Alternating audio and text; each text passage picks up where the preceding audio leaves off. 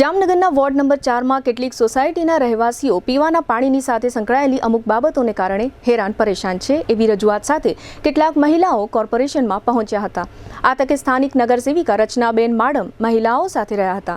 આ તમામ મહિલાઓએ કમિશનર દિનેશ મોદી સમક્ષ પોતાની તકલીફો વર્ણવી તે સમયે કમિશનરે મીડિયા કર્મીઓને કાર્યાલયમાં હાજર રહેવા ના પાડી દીધી હતી।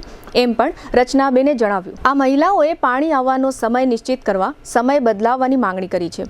આ ઉપરાંત લોકોને જે 25 મિનિટ પાણી આપવામાં આવે છે તેમાં શરૂઆતની 10 મિનિટ સુધી કોર્પોરેશનના આ નળમાં ગટરનું પાણી આવે છે। બાકીની 15 મિનિટમાં રહેવાસીઓ પીવાનું પાણી માંડ ભરી શકે છે। વાપરવા માટેના ઉપયોગનું પાણી લોકોને મળતું નથી।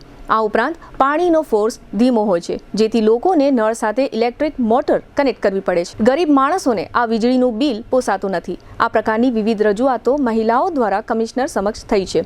રચનાબેનના કહેવા પ્રમાણે કમિશનરે રજૂઆત પ્રત્યે યોગ્ય પ્રતિભાવ આપ્યો નથી। આ રજૂઆત અગાઉ આ મહિલાઓ વોટર વર્કર્સ વિભાગના અધિકારીને મળવા ગયા હતા, પરંતુ અધિકારીએ મીટિંગનું બહાનું કાઢ્યું હતું અને મીટિંગમાં ન હતા એવો પણ આક્ષેપ થયો છે।